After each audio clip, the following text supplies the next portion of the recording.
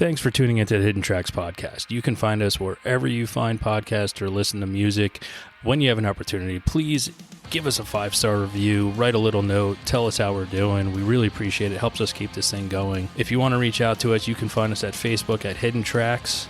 Instagram is at HiddenTracks99, and if you'd like to send in submissions or talk to us or give us any feedback about what we're doing, our email is myhiddentracks99@gmail.com.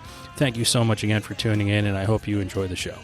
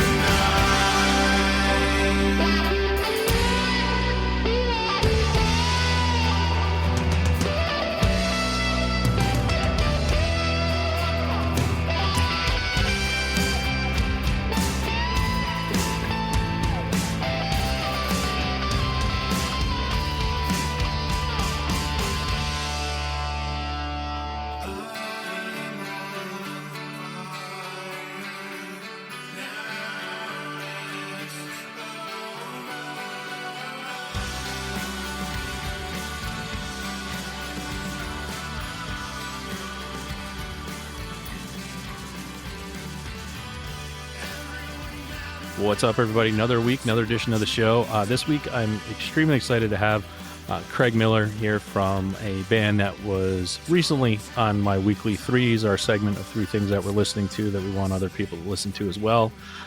Someone else heard that on the Weekly Threes, came in, told me, like, dude, that fucking Blueburst is amazing.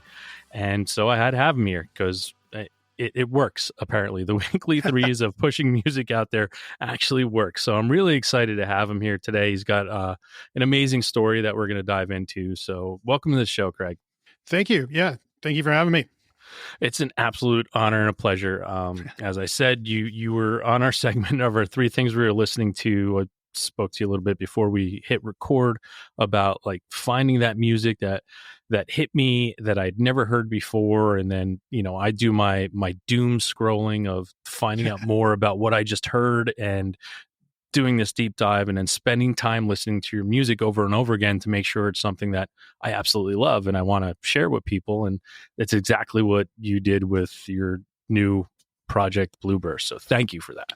You are welcome. I appreciate it. And I'm just glad, we've had a real busy couple of months with just suddenly the record's starting to get out there and people like you are hearing it and spreading it around. And I'm super happy about it because I think it's a really good record. So I think it's fantastic too. And we fall into this world now of like, I mentioned before, like algorithms and playlists and this sounds like this and this sounds like that.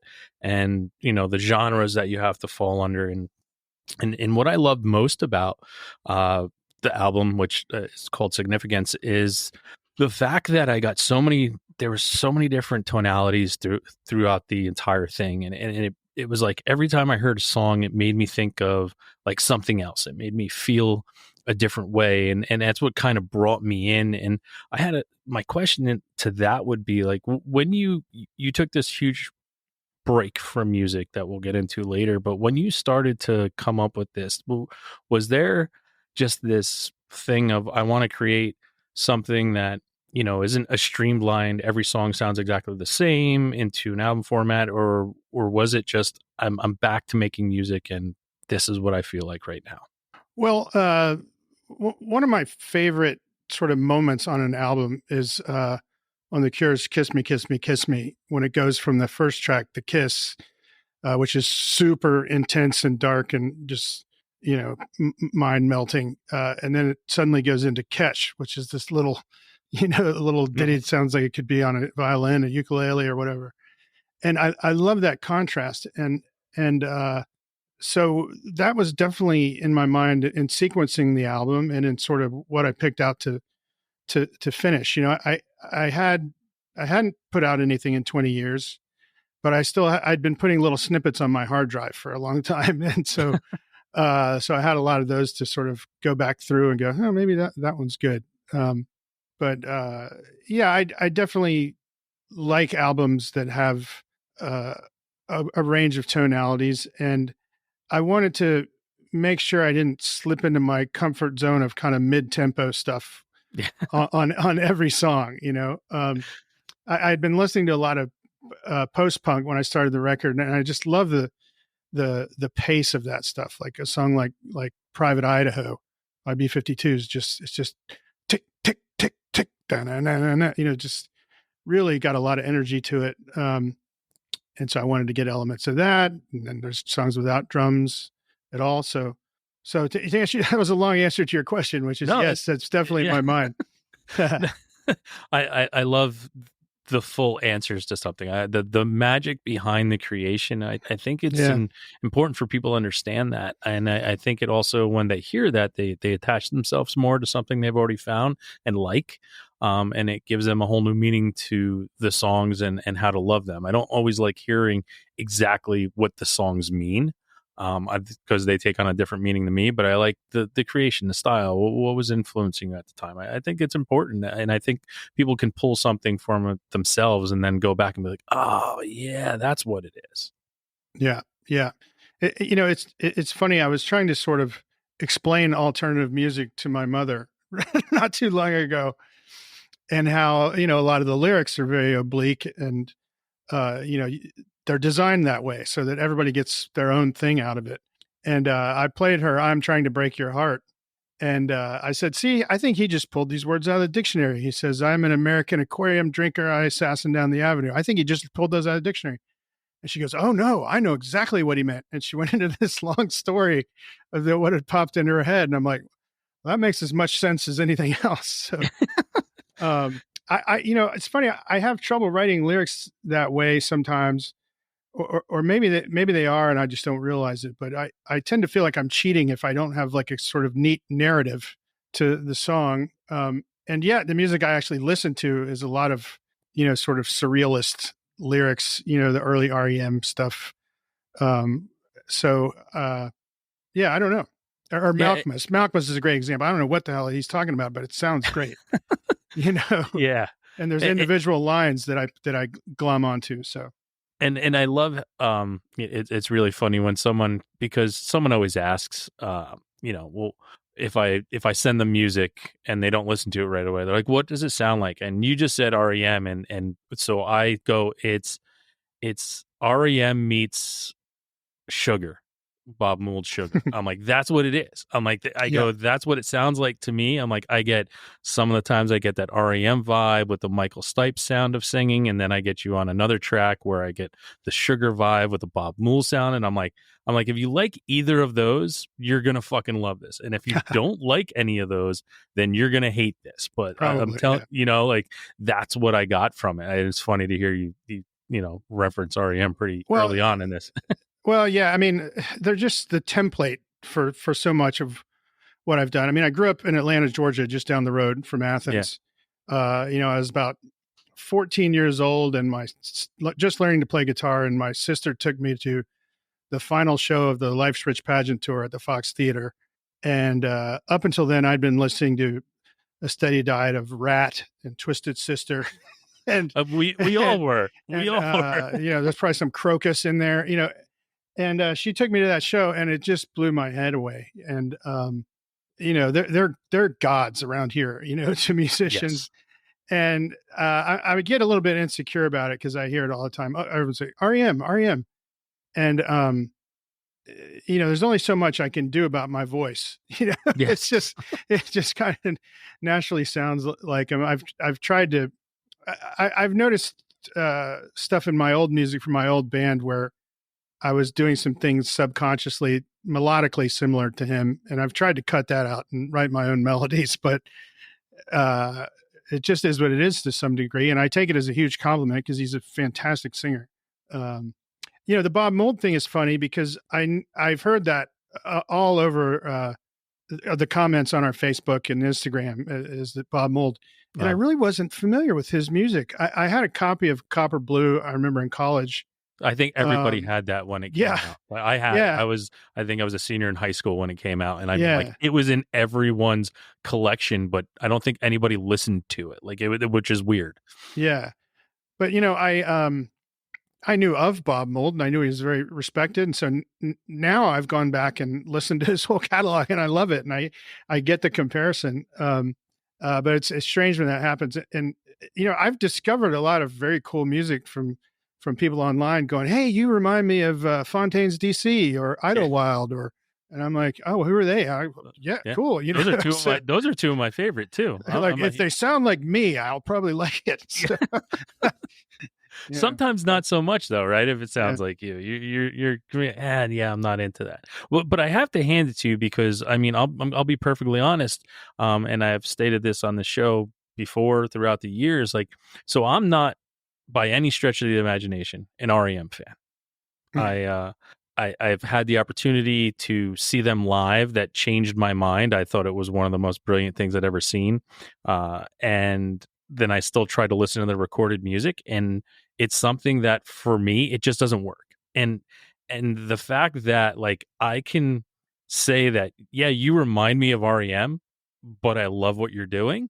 That's a big thing for me. And I know my opinion doesn't fucking matter, but it really is I can't sit down and put it on an REM album and listen to it. I just can't. And I've tried, and I put in the homework to know that, it just doesn't work for me. It's like REM, Red Hot Chili Pepper. I put it, they're all great musicians. They're all great at what they do. But for me, for some reason, it just doesn't work when I sit down and listen to it. And I do put the time and the effort in to realize, like, yeah, just for some reason it doesn't connect with me. But so the fact that I can be like, yeah, so they sound like REM, and I'm not an REM fan, but I fucking love what you're doing, says a whole lot about what you created. So I just want you to understand that, like, yeah, I'm not like this huge REM diehard fan, and me comparing you to it is not a slight, but it's a huge thing that, like, I don't like them, but I love what you're fucking, I love the fact that you almost have the tinge of REM, which is just weird to me. Yeah, that is sort of odd, but Yeah. but I'm glad I'm glad that you do like it, and I appreciate that you perceive that there's a lot of different sounds on the record. I certainly don't think all of it sounds like REM. No, not at all. So It has the moments, yeah. like Oh, for it sure. it starts out and I get that little REM vibe, and then the next song, which is, my favorite song, it gives me that Sugar Bob Mould vibe. And then all of a sudden, like I kind of catch onto you, like all of a sudden then I find Craig, which Yeah. is the important part of it. It's like, okay, I feel this way about this. And then all of a sudden, as the album continues to go on, I'm like, oh, Yeah. this I mean, is him. I think that's the evolution of most artists, I mean, let's take the Beatles, for example. I mean, although maybe they're not a good example because they were pretty original when they came out, but when they came out, they were doing like covers and blues songs and that kind of thing. And then as they wore on, they did stuff that could not be anything other than the Beatles. When you hear "I Am the Walrus," there's no question who that is. Yeah. Whereas you hear them covering "Long Tall Sally" or something like that, it's so you saw them develop and find their own sound. And I think I have more developing left to do. And I hear moments where I go, okay, that's me. That's that bit there is no one else could have done that bit. Those are the parts that make me happy. Yeah. So, yeah. And that's what I find, like, and that's why I said, like, as it goes on, I'm like, oh, that's the artist, like, and Yeah. that's, what's huge for me too, is like having a music venue and people wanting to play there all the time. Like, listen, we don't do cover songs here, and they're like, well, I play some cover. I'm like, doesn't matter. I already know I know what Lennon and McCartney said. I want to know what you have to say, and I want to hear you. I'm like, that's what I want to push, that originality, because like anyone can play someone else's song, but it takes real talent to make your own. And that's what I really want to push. And I want to, garner, and I want to build that and even younger kids that are coming in. I'm like, listen, I want to hear your stuff. I don't want to hear anybody else's shit. So, well, I mean, there's two sides of that coin. I think doing covers can definitely be a crutch, and keep you from kind of finding yourself. But, I loved doing that version of Train in Vain that we did. And it's what I loved about it is it's completely different from the original. And so that's fun to do that. But it's reworked. Yeah. It's a reworked, reimagined, like, hey, yeah, here's the bones of this, but I'm going to make my own exoskeleton. But like, to your point, I whoever the country artist was who just came out with Fast Cars, the Tracy Chapman song, I was just like, what's the point? Why? Artistically, there's zero point to that. And I'm sure he made a ton of money on it because his fans didn't know the original song and, whatever. But I would never do something, that similar to the original. It just seems pointless to me. Yeah. You're just literally just playing that same song. So, yeah. You had just, when we started this, you had mentioned that, you've had a busy past couple of weeks that apparently people are starting to find the album. Can you attribute it to anything? Like, do you you know why? Do you know what's transpiring and kind of making it grow a little bit more? Well, I know exactly what it is. And I was over the summer, right around August, I was really down about the record because it really wasn't doing anything and nobody was listening to it. And I got suckered into one of these, pay for streams things. And then I almost got kicked off Spotify because they were putting bots on it. And I was just like, really just like, what is the point of any of this? And then I kind of realized that I hadn't done my part, that I had sort of been sitting back and going, you shouldn't have to be a content creator. Yeah. You should just be able to be a musician. Yeah. And I hadn't done the advertising I needed to do, and I hadn't done the social media, and I'd learned enough by then to kind of realize that the key to social media is to post all the time. That's how you get people, get your posts going out to the widest audience. And it's sort of counterintuitive to me. I feel like it's like, oh, that guy hasn't posted in a long time, we should show everyone what he posted. But it's completely the opposite. And so in August, I just took 2 weeks and I made 3 months worth of social content in 2 weeks, and then got the little scheduler and scheduled it all out, automated, and it's just taken off since then. And I've been doing some Facebook advertising, and the terrific thing about Facebook advertising and the algorithm, which is, certainly has its, sometimes I hate the algorithm, sometimes I love it, but the algorithm has done a fantastic job at putting those little ads that I made in front of people who are open to it. It uses AI to figure out, well, who are the people who are most likely to respond to this and to buy product or click on it to go hear it on Spotify. And so it's just been, amazing to me just that by doing that, it's really taken off, and it's been fun. And I mean, a little more about social media, I guess. I shied away from doing it, I think, at first because I really didn't want to be one of those people pointing a camera at myself and going, hey guys, here I am today. I'm at the studio. Oh, I'm having some Cheetos, but when I did do it, I put out some content that I really thought I would want to see from other bands. So like I had my wife interview me, and I pulled some clips from that. And I interviewed some musician friends of mine, and Ryan Kelly and Riley Schatz, who were on the album, and put clips of that up and called it I called it a show called Craig Talks to People. Yeah. So I felt like I kind of started to enjoy doing it because I was making something that I thought people would enjoy, and I wasn't trying to figure out what the latest TikTok trend was or any of that stuff that I can't stand. So, I've still, and it's, it's funny. I have people tell me like, dude, you need to have same thing. Like you need to have a TikTok channel. You need to put yourself out there more. You need to have videos and all this kind of stuff to not only promote the show or promote shows that I'm putting on at the store or promote the store. And I'm like, I don't want to fucking do it. And people are like, yeah, but you're doing yourself a disservice by not doing it. I'm like, yeah, but if you can see me in a video not wanting to be in a video, how am I going to attract you anywhere?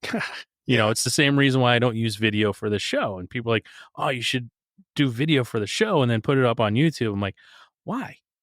Like, you're going to tell that I don't want to be on fucking video. And then you're going to tell other people who are on video and know they're on video, I'm not going to get the right reaction from them to certain things. They're not going to tell me certain things because they're on video. Like, that's just how it is. And I'm like, that's my cross to bear. And if I'm going to die on that fucking sword, I'm going to die at that sword. But like, you can tell that I will be disingenuous when I'm on video. So it's really hard.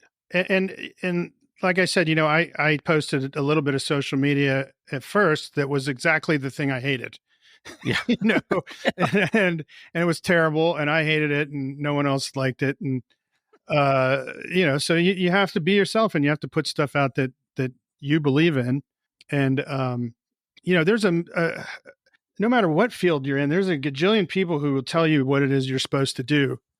I sent the album out to people at the beginning, and people were like, oh, Vanish is too long. You need to cut that down to 4 minutes. And I'm like, fuck you. Yeah. Fuck you. That song is fucking perfect the way it is. And I know that because I'm the artist, and I think it's fucking perfect the way it is. And, if you start making decisions based on stuff like that, you get into trouble. But it can be hard when you're trying to get attention to your stuff. It can be hard to ignore that stuff. Yeah, I agree. Now, I want to go back to the simpler time, like you brought up your sister pulling you to go to a show, and I think it's those moments as when you're younger and you're you're doe-eyed and your ears are sensitive to new sounds, right? And you're kind of hearing things like when you were a child, like what kind of did you gravitate to? Like, did you grow up in a musical household? Do you kind of remember the first thing that you heard that made you just be like, what is this that I'm hearing? Yeah. Uh, yeah. I mean, I have a couple of stories on that. One is my parents had one of those big console stereos. It's like a giant piece of furniture, and you open up the top, and the turntable's inside. Mm-hmm. And so I would go as a little kid and put a record on and lean into the thing and put the lid on top of my head and hold it up with my head and stare at the record as it went around and listen to it. Wow. And, in retrospect, I think, I love stereo sound so much. I think I just liked being in the sweet spot, right between the speakers. My parents' musical taste was not great. I often wonder what would have happened if they'd owned one Beatles album or Pet Sounds or something like that. But they had, Johnny Mathis and Barbra Streisand and Barry Manilow and Andy Williams. Yeah. Yep. The only cool records that they had was they had the Graduate soundtrack and they had Johnny Cash. And Tom Jones, I guess you can count as cool. But the one guy they had that had a huge influence on me is John Denver. And I was a huge John Denver fan. You just ran over my parents, who were about 80 years old, said, hey, we found all these records underneath our stairs. Why don't you come and get them and bring them to the store? You just went through everything that I just picked up from them. I'm not kidding. Yeah. It's funny. I bought a record recently just because I recognized it from my parents' collection. I didn't remember the music, but it was by Hamilton, Joe Frank, and Reynolds. Mm-hmm. And I was just like, what is this? And we were playing it the other night. It's not bad. It's like super 70s, but John Denver. Back to John. No, that's all right. That's all right. Back to John Denver.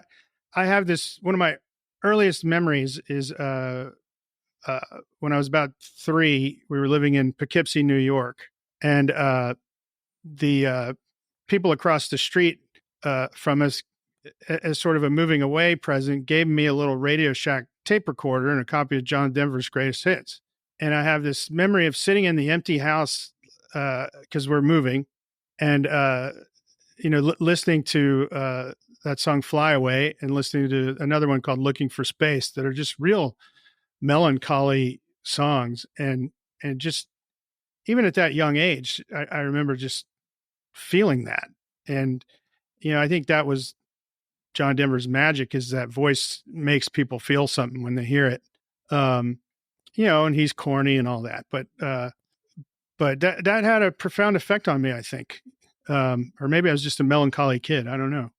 No, for me, it was, I remember being 6 years old and hearing the Beach Boys. I'm sure people are tired of hearing me tell the story, but like, I heard the Beach Boys at 6 years old, and I'm where I am today because of hearing the Beach Boys and how it made me feel at that age. Yeah. It was, and everything about them was very melancholy. Like, you're always happy about it. That was always my thing between, people are like, why are you a huge Beach Boys fan? You're not a big Beatles fan. I'm like, the Beatles don't make me feel happy when I listen to them.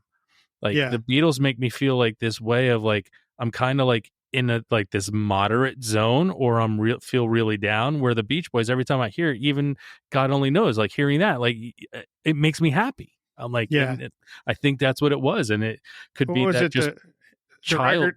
Sorry, go ahead. I was saying it could just be being a child and hearing something new for the first time, but I still feel that way when I hear the Beach Boys. I'm just happy. Yeah. Well, it's funny, the supposedly the record exec heard Pet Sounds and said, even the happy songs are sad. Yeah. Which is, I think there's an ache in that music, even when it's happy. There's just an ache inside of Brian Wilson that comes out in it. I think, Do You Want to Dance is one of my favorite ones from them, although they didn't write it. But there's something, it's totally upbeat, but there's something melancholy about it. I can't explain it. And I love songs like that sort of put you through both sides of the emotional spectrum. It's Well, I forgot what I was going to say. Well, I heard Mark Maron on one of his podcasts talking to somebody, and he said he can't listen to the Beach Boys because it makes him too sad. He hears Brian Wilson's inner torment every time he listens to the Beach Boys. And I thought that was really interesting, you know? Yeah. But yeah, it's amazing music. It really is. And one of my other top concert moments is I got to see Brian Wilson do Smile at Carnegie Hall. Wow. So That's awesome. that was great. Yeah, that's amazing. There were some guys in front of us with the fire helmets and the whole bit. So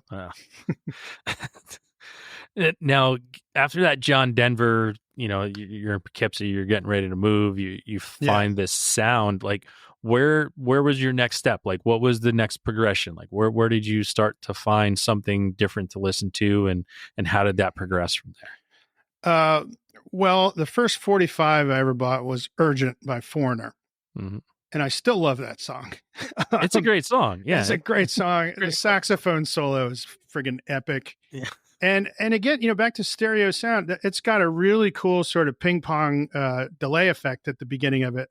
And I used to just listen to that opening guitar thing over and over, just that little twang, and then it echoes left and right. And that's a sound that sort of left to right echo you hear throughout Significance. But yeah, I guess Foreigner, and then I got really into Loverboy. Yeah. You know, it was the 80s. I get it. But, yeah. You know, but you know, some of that stuff, some of it's terrible and some of it's not so bad. I mean, I love Turn Me Loose. I think that's a terrific song by Loverboy. There was so much awesome stuff like that's what, you know, I tell people all the time, like, and it's that old fogey thing, right? Like getting to that age now where, you know, I'm not young, but I'm not old, you know, being almost 50 years old, and just telling people, like, listen, the 80s and 90s was the greatest explosion of different fucking sounding music that I don't, you know, there probably was, but I like harken back to listen to everything that was like big in the 70s and things that came out, like, and there wasn't this major like diversity of music that you could pull from it. And like the 80s, you had, you know, the new wave, you had synth pop, you had hair metal, you had hardcore or rock and roll at the time with like a Guns N' Roses. Like you had all these different things that were just like, and it was happening so fast.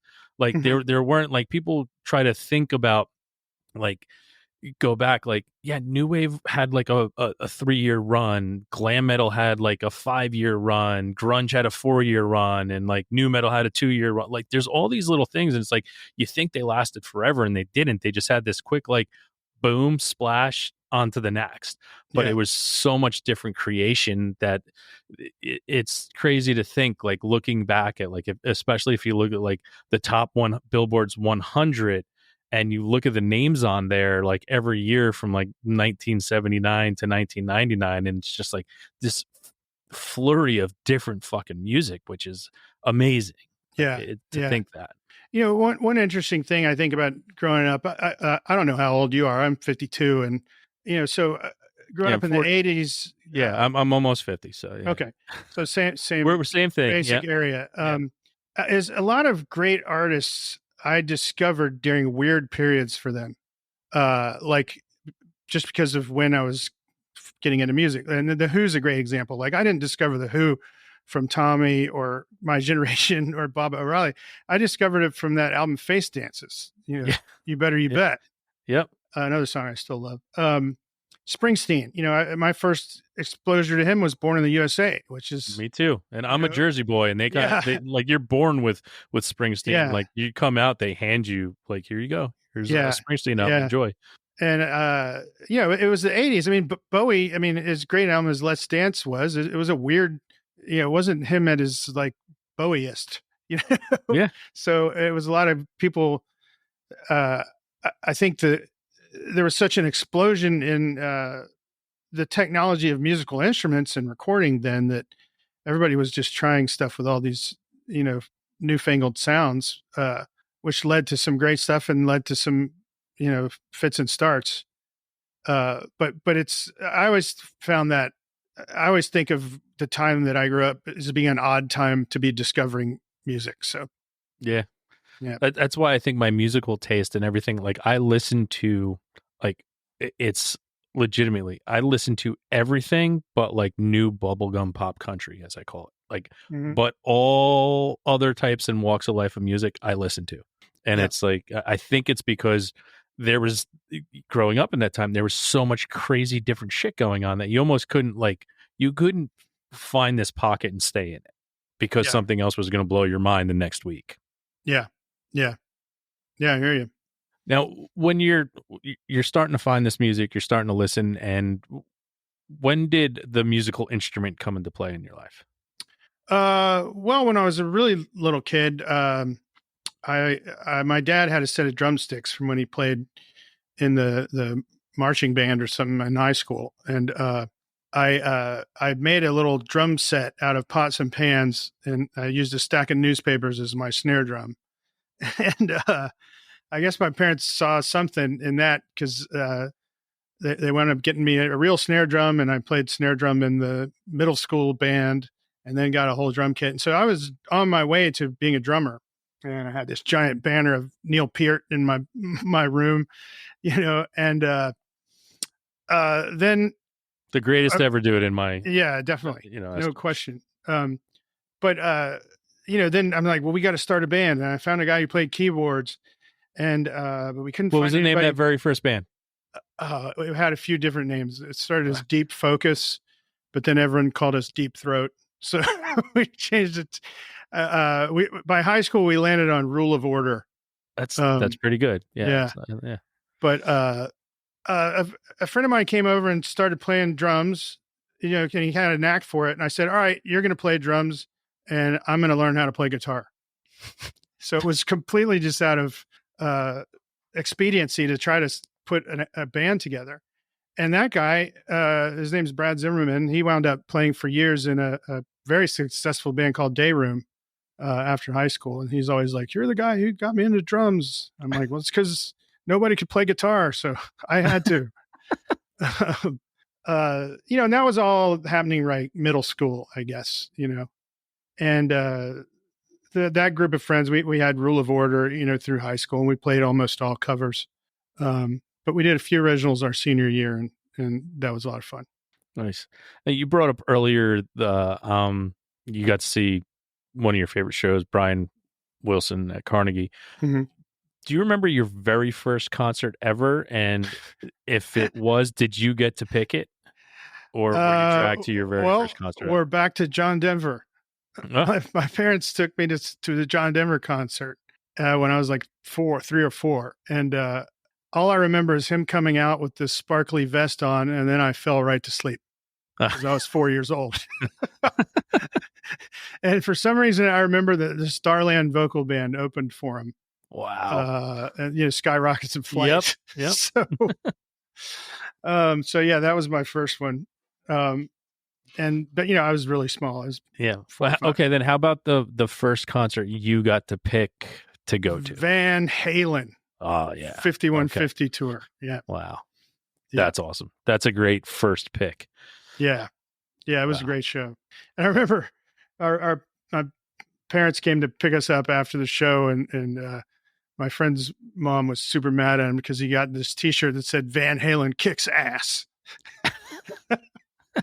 She's like, I can't believe you bought that. You can't wear that ever. It's just funny. Think. Yeah. To think. Hey, listen, I told a story before. I remember when I got Beastie Boys' License to Ill, and I on cassette, and I'm listening to in my room, and my mom comes in, and it had been like 2 days because I'd listened to it really low, and then I started learning all the lyrics, and then I started singing it and turning it up higher and higher. She made me go trade it with our youth pastor for a fucking Michael W. Smith record. Oh no! Broke my fucking heart. But yeah, you can't listen to that. And now, like my mom's favorite. That's the equivalent of my mom threw away my best porno mag right there. Yeah, exactly. and now, like the thing that's funny, my mom loves Jelly Roll, and we took her. She's almost 80 years old. She's 79. We took her to see Jelly Roll because she's been talking about it, and she had the time of her life. And I was like, this is like crazy that my mom. I'm not a Jelly Roll fan. Yeah. But my mom was, and she's still 5 months later. She's like, you don't understand how much that meant to me. And I'm still on a high from being able to see that. And like all the That's people great. around us are coming over, giving this little old lady with gray hair, short little Italian woman with gray hair, just standing up and like trying to dance because she can't stand very well. And they're just coming over, giving her a hug. And I'm just like, yeah, this is the same woman that made me trade a Beastie Boys fucking tape for fucking Michael W. Smith. So that's tremendous. So that's so cool that you did that. It's funny. My parents, when I was home recently, my she's always telling me to watch The Voice, and she doesn't understand why I don't watch The Voice. But she's like, now, Craig, are you familiar with Snoop Dogg? I said, yeah, I'm familiar with Snoop Dogg. And she's like, oh, I just think he is wonderful. He is just so funny. and he was so nice to this young woman who was on, and he was just great. And, and so I found this Jimmy Kimmel bit where he had Snoop Dogg narrate these nature videos, and he called them Planet Earth. And they're hilarious. And I played them for my parents, and they loved those. I don't think they would like his music, but no, I don't think they would. And I said, Mom, Snoop may be the most beloved man in the country. I can't think of anyone who does not like Snoop Dogg. So anyway, I digress. Yeah, no, look at that. We both have old mothers who are liking on something that we never in a million years. Yeah, like that. Yeah. So, there's this period from Rule of Order, right? And then you get older and you go on to form a band that, and this is my favorite part of finding music, right? Like as soon as I started falling in love with the Blueburst stuff, find out you're in this band, The Reach. So what do? I go listen to the 2 albums by The Reach, Closer and Lift. So cool. You're in the 90s now, and you're doing something, right? Yeah. And you're starting to find your way from Rule of Order to creating this new sound and this new thing that you want to do. So like what brought you, let's jump ahead a little bit, what brought you to putting a huge focus on music and wanting to create and wanting to go out and be something special from There's a specific moment, but I want to back up before that, which is when I in the early 90s, when I was in college before The Reach, I played in just an acoustic duo with a friend of mine, and we played REM covers and whatever other covers we could come up with. And artistically, it wasn't anything, but it's what taught me to play and sing, because we played all the time and we were on stage all the time. And it got me, you can't learn that any other way but by doing it. It's the 10,000 hours thing. Yeah. It's a fact. And so then I guess, I don't know, close to the end of college, I was a huge Peter Gabriel fan, still am. And I went and got in line. You used to have to line up, and do a lottery drawing to get tickets. Yep. At the record store. And I drew the first number, and I got like second row seats to see the Secret World Tour of Peter Gabriel. And it just, after that show, I said to the friend I was with, I said, I got to get serious. I want to do that. I got to get serious about music. No more covers, acoustic. I want to start a real band. And, I responded to an ad in the Dallas paper that said, looking for a guitarist and vocalist. If you resemble a keg of beer, do not call. And I almost didn't call because I was drinking a lot of beer back then. But The Reach was, that's what led me to start The Reach. And when you started the Focus, and what was that? Did you notice anything like immediately when you started to focus in songwriting style? And what was like the hardest part of when you started to focus on music? What was the hardest part or hump for you to get over to be able to start create and put out albums? Lyrics, and it's strange because I'm a advertising writer for a living, and I like to think I'm a pretty good prose writer, but I can come up with music all day, but then getting a melody and lyrics to it was always the tricky bit for me. And, the way I did it back then was I would just turn on the tape recorder at practice, and I would just sing whatever babble came into my head and record it. And I'd have 30 minutes of the same song of me just babbling. And I'd go back and listen to it and go, ooh, that sounded like something. And kind of work it from there. And that's That's kind of how I did Significance too. I'd get the instrumental stuff down and put it in my car and drive around and, sing stuff. And that's how I got, Why Are We the Ones That Have to Care? Why Don't We Vanish in Thin Air? I was like, what would rhyme with care? Air, yeah. Thin air, so, and then I go vanish in thin air. That whole line means something to me. It means, we're all in this mess of a world that we're in right now. And, I didn't create it. I just kind of want to get the fuck out of here and go enjoy my life. Which is really what that song's about to me. But, I think those things noodle around in your subconscious. And when you do something like I do and just kind of babble, it comes out eventually. So, but yeah, that's always been the tricky bit for me. It's like, I can come up with a riff all day, but forming it into that finished song is tougher. Yeah. So you just brought up like coming up with a song for Blueburst. So this is one of the harder questions that I like to ask. Sometimes it's hard, sometimes it's easy for people. But if you had one opportunity to play something for someone from your Blueburst project, and like you could only, you're like, yeah, no, I write and sing songs and play instruments, and what do you sound like? What song of yours off of Significance would you play for them? It's a toss up of Kick My Tires and Vanish, but I think I got to go with Vanish.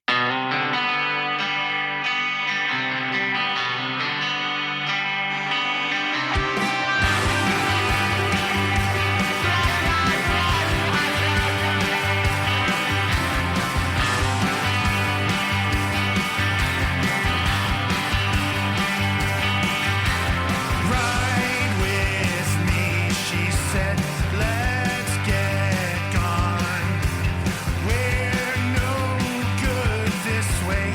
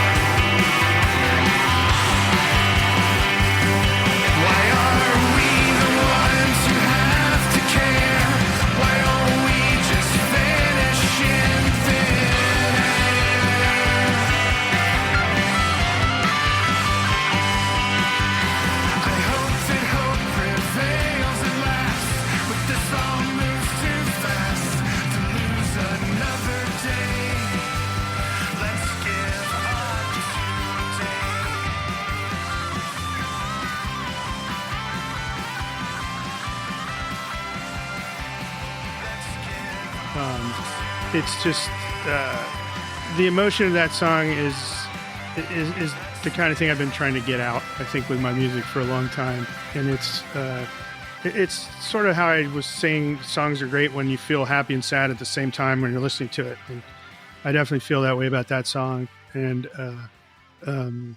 I like how it's musically simple. There's only about 2 chords in the whole song, but it takes you on this roller coaster ride and hits on a lot of different styles that I like. There's that jangly REM riff that starts it. There's some kind of Bob Mouldy, heavy chords in it. There's the acoustic bit in the middle, which I think sounds a little bit like Zebra. I don't know if you remember them. Yes, I do remember.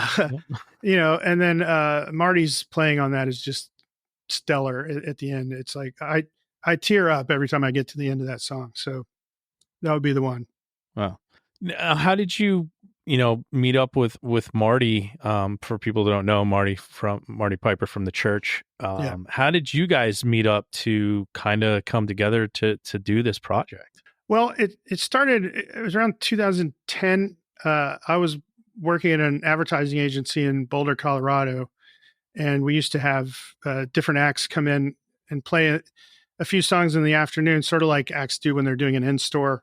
Yeah. And this was like, well, they can come in and play for the advertising people, and maybe we'll use one of their songs. And so we had some good people. We had Sean Colvin and Big Head Todd, and so I saw that the church were coming to Denver on their tour, and I emailed management at thechurchband.com, and it turned out management at the time was Marty. He was just managing the band and playing in it. And so I get this phone call in my office. Is this Craig? This is Marty from the church. And I'm like, oh my God, this guy's my hero. He's calling my office. And so it didn't work out for them to play at the office, but they invited us down for a meet and greet before the show. And I just hung out with them a little bit, kind of kept up with them a little bit over the years, just an email here and there. I remember sending him an email asking him how to get the intonation right on my Rickenbacker 12 string, because I figured if anybody knows that, it's him. But then I saw that he had left the band, the church, and he was doing what he calls songwriting and guitar guidance sessions. And there's a few guys who do this now. Not Richard Thompson, Richard Lloyd from television does it as well, which is they do Skype sort of, guitar mentoring. And so I thought, well, that sounds cool. Spend an hour chatting with a guy that I admire. And I figured I'd just end up talking some guitar stuff, maybe get some like exercises or something to do to make me a less sloppy player. I really didn't think much of it, but it just grew into, over a couple of years, like, well, maybe I'll play Marty this thing I wrote, see what he thinks. Maybe we'll play him another one, and then as we went along, then it's like, well, maybe we should release one of these songs, and every step of the way, Marty pushed me to like make it as good as it could be. Like originally I was like, well, I can just mix these songs, I know how to mix. And he's like, no, you really should get a professional mixer. And so we hired Ben Eder. He was a guy here in town who mixed Deer Hunter and Hazel English, and he just worked with Soccer Mommy. And his mixes just stomped mine into the dirt, Yeah. And at first I was like, well, I used to play drums when I was in the 7th grade. I can just play drums on this. And then I'm like, no, who do I know? Well, Michael Jerome was a guy that I knew from Dallas who played in a band at the time that I loved called Pop Poppins. And he's also played with a ton of other people. He played with Course of Empire and Toadies for a little while. And just in the past year, he's been on tour with Slash, with Richard Thompson, and he's kind of a permanent member of Better Than Ezra as well. But I reached out to him and sent him a demo and thought, what the hell, maybe he'll do it. And he did. And we've become friends. I had met him before, but not really, didn't know him well. So I'm trying to remember what your original question was, but no, how it came to, you're giving me the story of like how this all, and this is, I love it. Yeah. Well, it's funny. I'm sitting back listening. Yeah. So. What's funny, when I was talking to Ryan Kelly, who played in the band Day Room with my friend Brad, who's played drums in Rule of Order. And then now played on my album. And he said, when you first contacted me about this, I didn't realize the scope of it. And I was like, I didn't either. I said, it just kind of gradually grew until we put out this album. But, I think my story is a great testament to the value of mentorship. For 20 years, I didn't have anybody to bounce ideas off of. I didn't have anybody to give me any advice. It was just me trying to do it myself. And if I have an idea and let it bounce around in my head long enough, I'll decide that it sucks and I won't do it. And, with Marty, suddenly I had this sounding board and someone I could bounce things off of. And he goes, that you could do that one better, or that one's great, and it's, I think it's so rare in our world today to find a mentor. It's especially rare to find one at age 52. But it's huge. I mean, to find your Yoda, and the great thing too is I'm not great at taking criticism. But when you get it, when you get it from a guy like Marty, and you're like, you go, hang on a second, this guy's made about 1 million albums, pretty much all of which I love. Maybe I should listen to him. Maybe he knows what he's talking about more than I do. So, and he's always right, so, and when he gives me, feedback or tough love or whatever, it's always in the spirit of, him just loving music so much that he just like, God, it would be a shame if this wasn't as good as it could possibly be, so let's make it as good as it can possibly be. But yeah, it's been crazy. It's been a dream come true. And, this is a guy that, another great concert of mine was seeing the Church, I guess about 11th grade, the Gold Afternoon Fix tour. Me and a buddy went and just kind of went over and stood right in front of Marty. And we're just like, that guy's the coolest thing in the world. And I was just a huge fan of theirs. And I love those records. So, they say don't meet your heroes, but I'm glad I met that one, because he's very, what you see is what you get with him. So, yeah, no, listen, when it works out and it's just right, like that's the way it's supposed to be. Like, I've met my heroes, a bunch of people who I've admired from afar, and I've had the opportunity to spend time with, and I'm like, man, everybody's like, for the most part, everybody's just a cool fucking person.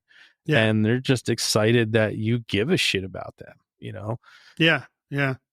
It's funny. A guy reached out to me from Norwich, England, after he heard the record, and wanted to talk to me about maybe doing some publicity work for us in the UK. And so I got on a Zoom call with him, and he's like, listen, I apologize. I don't usually fanboy like this, but I just love your record so much. And I was like, dude, fanboy all you want. I've never had a fanboy before.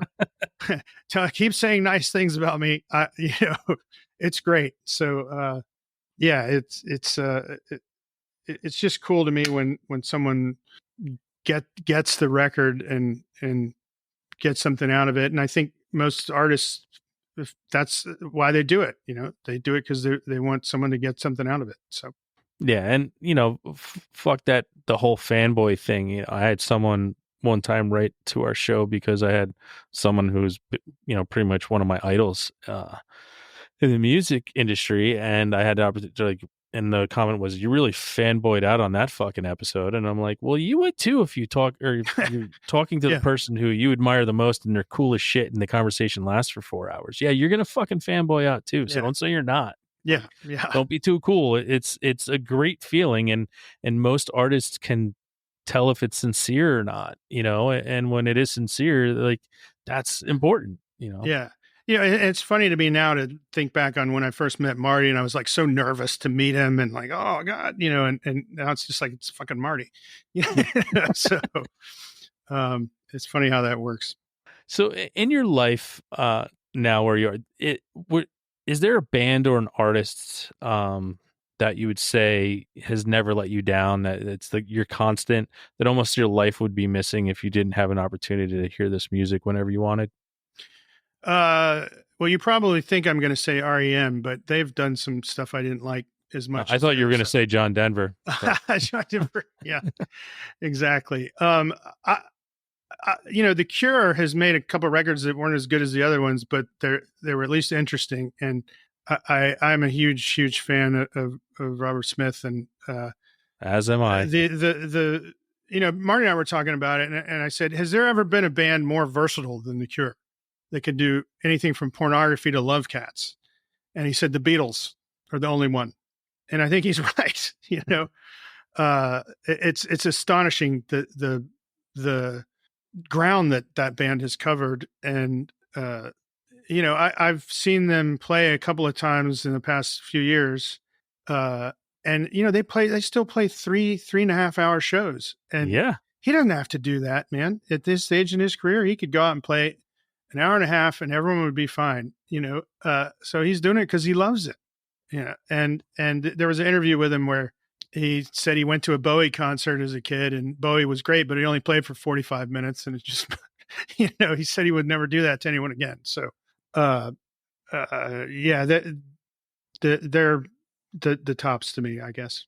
Yeah. Listen, I agree. I, saw the Cure last year, the year before that. And it's 3.5 hours. And you're just like, well, you definitely got your money's worth no matter how much you paid for a ticket. Yeah. And, when I came home from the show, I was like, how was it? I was like, it was fucking life changing. Like it was, I'm like, they did 2 encores. The first encore was 7 songs. The second encore was 12. Yeah. And those are the encores. So it's like, like a whole concert for most people. I haven't even written 12 songs. I'm not sure in my life.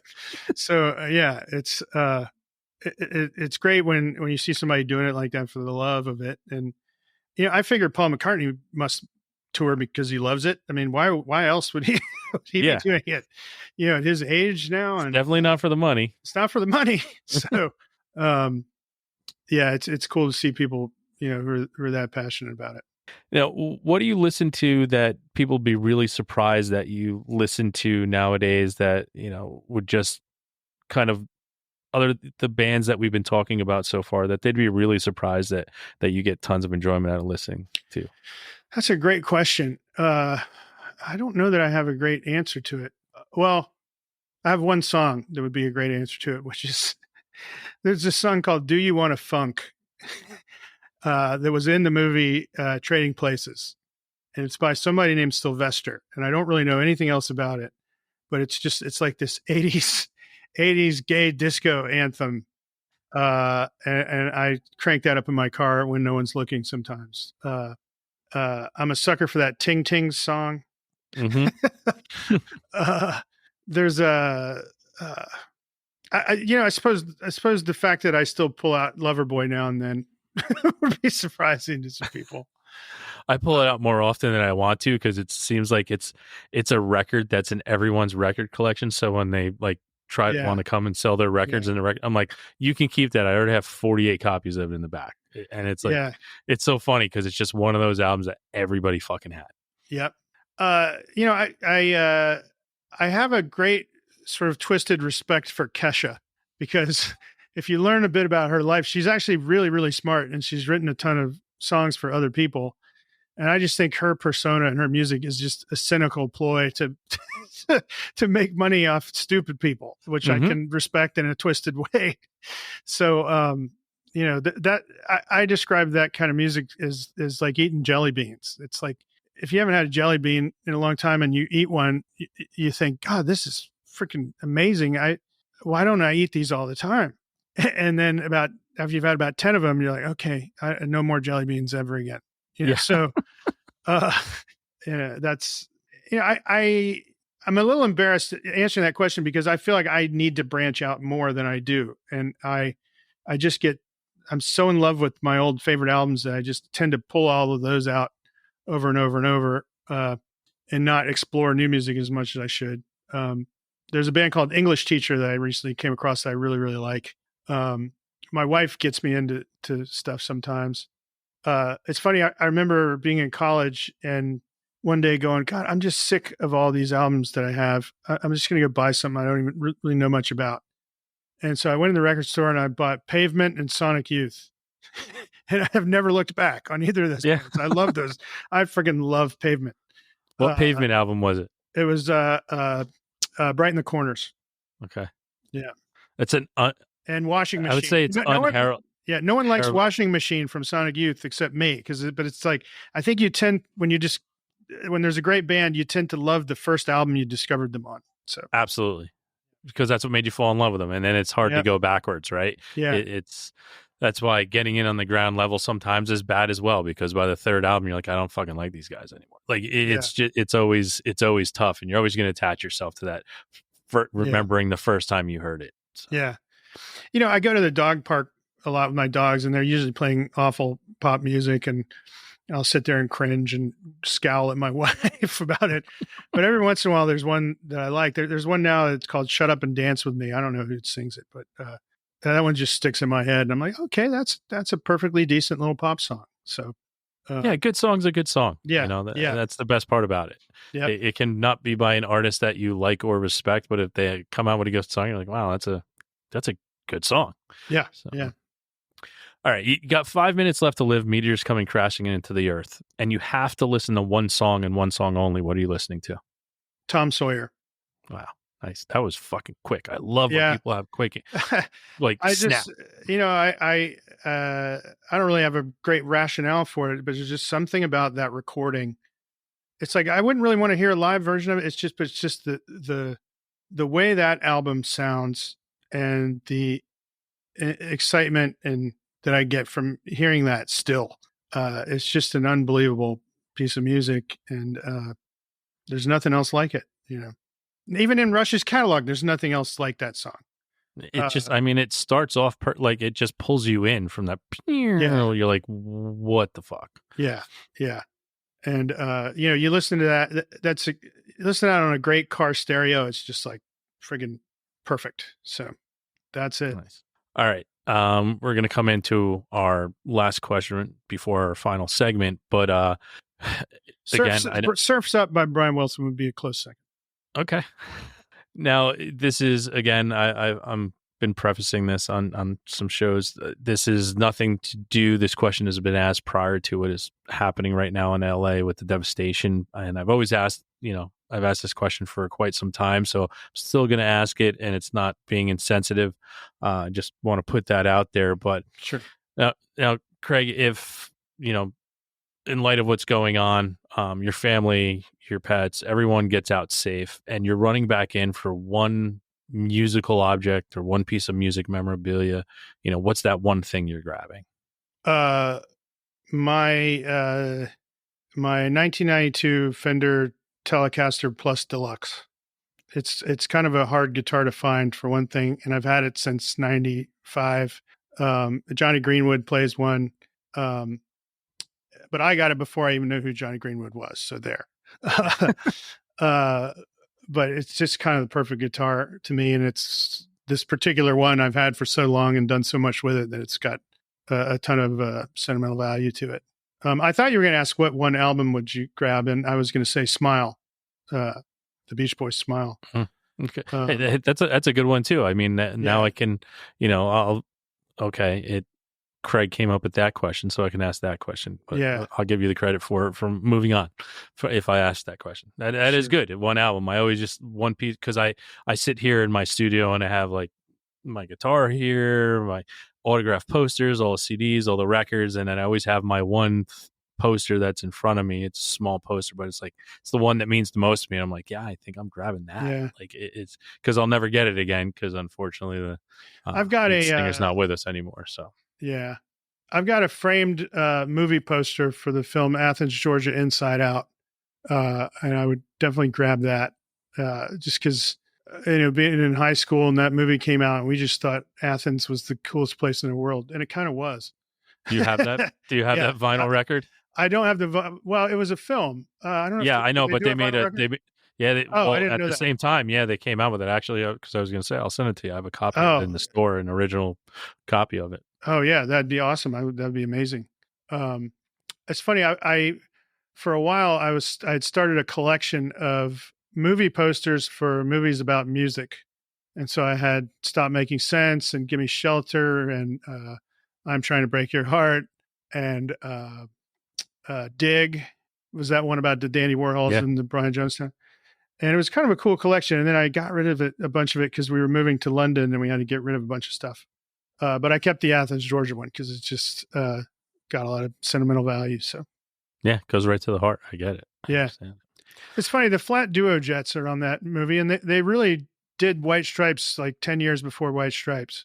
Not nearly as well, but it was, a guitar and a drummer and doing bluesy kind of stuff with nothing else. So, yeah. Did you see that the Elephant 9 recording documentary? I did not.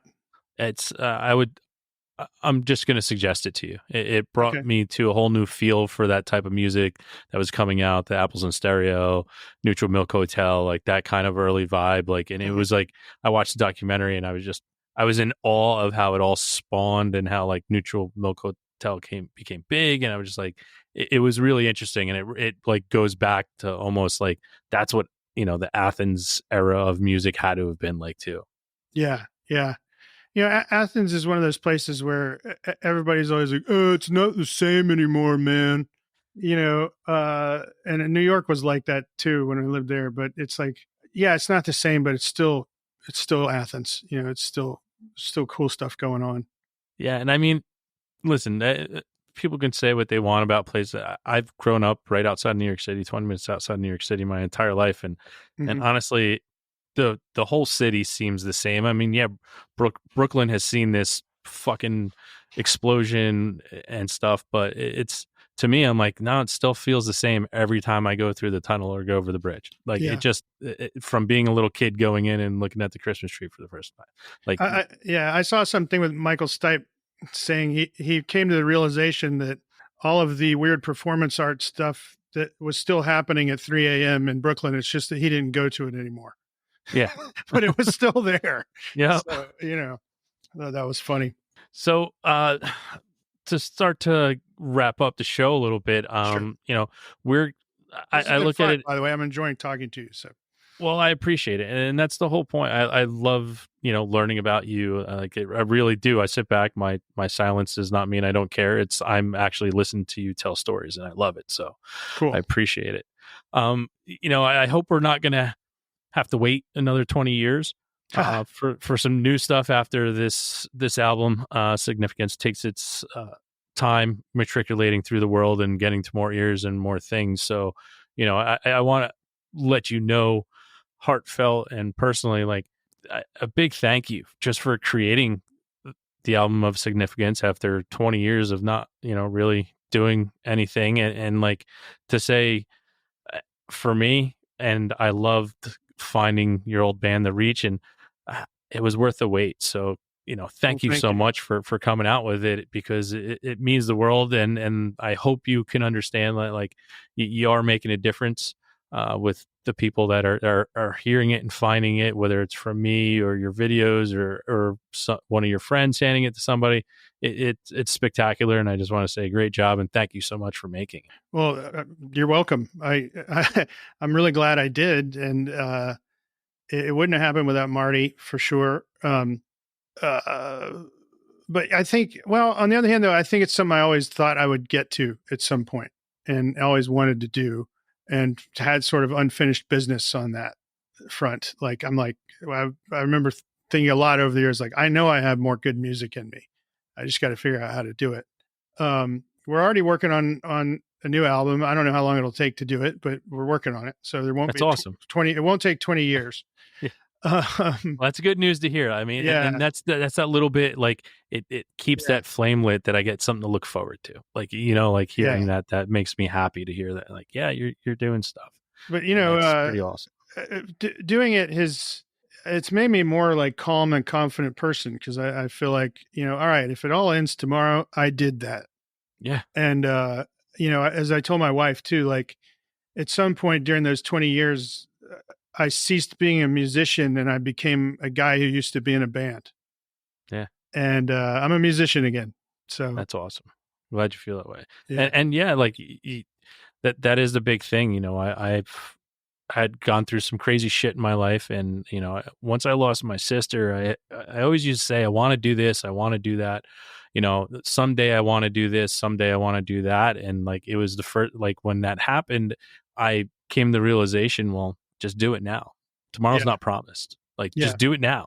Like, if you can do it, you got to do it now. So one thing that helped was my day job, I'm a freelancer, and I wasn't getting any work for a while. So I had plenty of time to work on the record. That's going to be a challenge now that I'm working more steadily and paying my mortgage on time. It just brought back to struggling artist days, right? Like, yeah, exactly. Exactly. But eating food out of a can.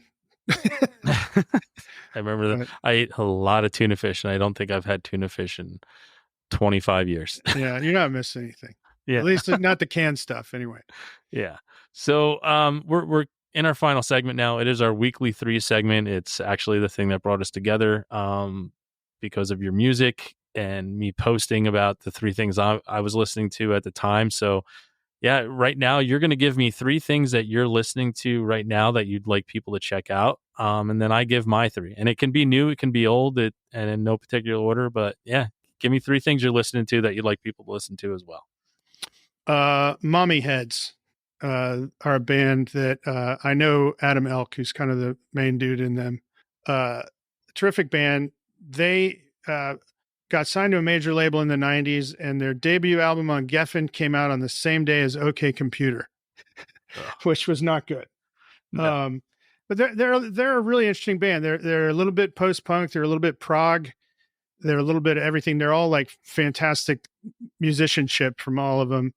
XTC is a big influence for them. And they very just underrated band, XTC. Yeah. Very underrated. Yeah. Yeah. Speaking of versatile. But they have a new album out called One-Eyed Band. And I wouldn't recommend that one above or below any of the other ones, but they've put out a ton of great music. And the other thing that's blown me away lately is this band English Teacher. It's some people who'd studied music. They're very young, I believe. I really don't know the whole story behind it, but they have a girl singer who's just really amazingly emotive, I think, and I've really enjoyed that record. What else? Well, I'm gonna have to give me a second on this one. Yeah. Oh, I know. 5/8. They are an Athens band that's been around for a long time, and they were kind of similar thing to Mommy Heads in that they got signed to a major deal, and then their album just kind of sat there, and no one really promoted it. But they're kind of legendary around these parts. They toured the Southeast a ton, and REM invited them to open for them on one leg of one of their big tours.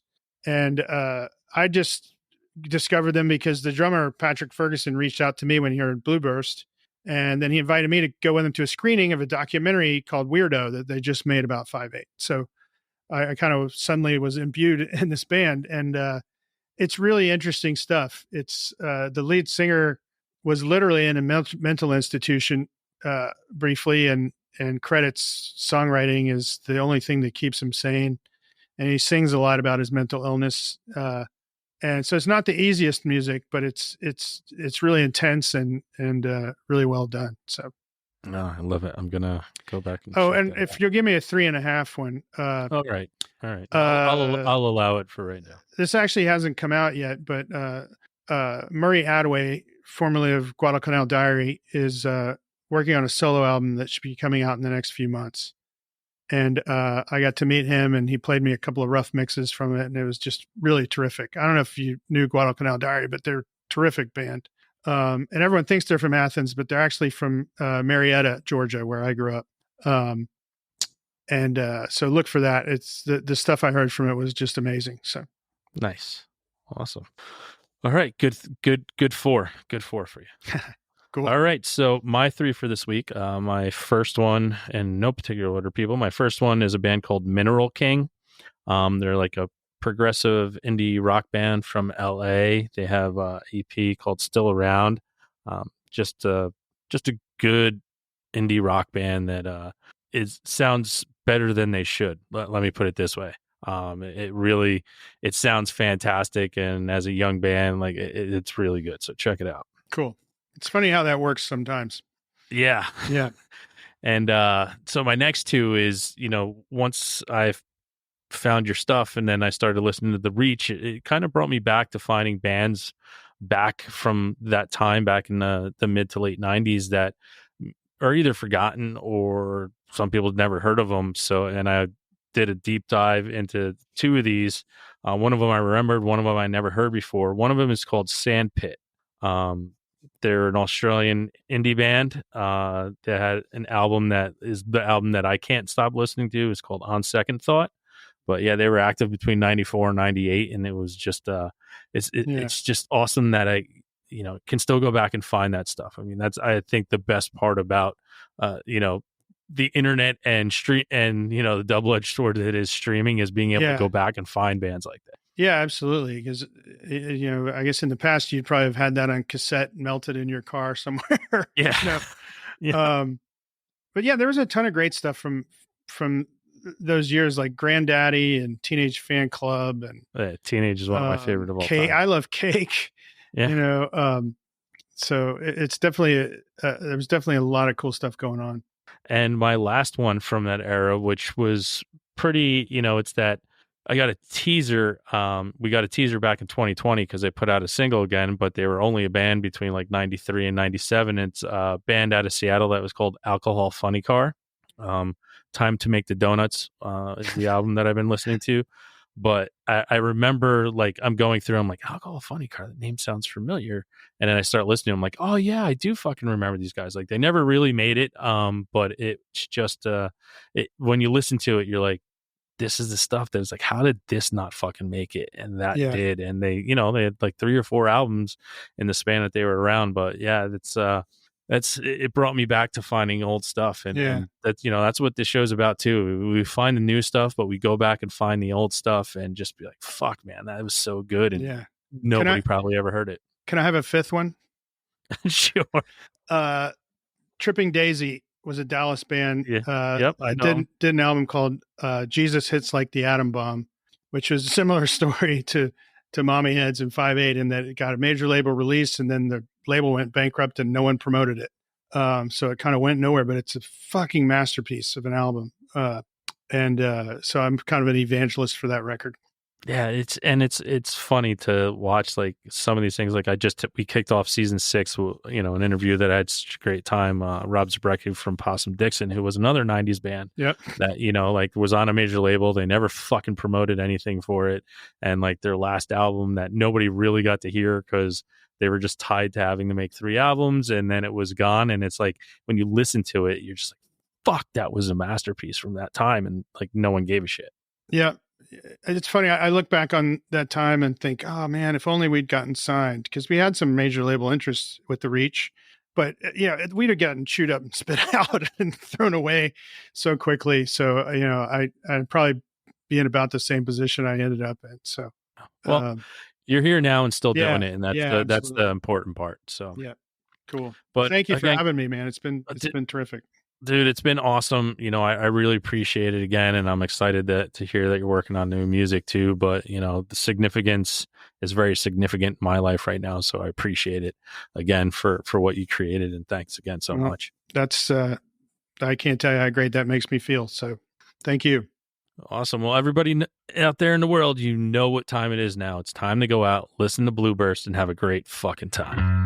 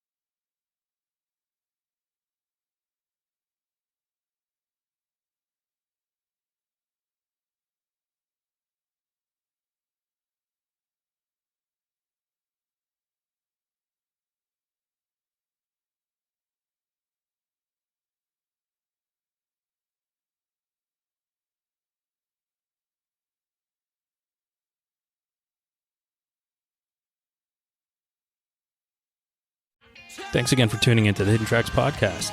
We hope you enjoyed this week's show. Don't forget to follow us on Instagram at HiddenTracks99. Also, send all your submissions myhiddentracks99@gmail.com. Tune in next week. You may find your new favorite band, and don't forget to go out and have a great fucking time.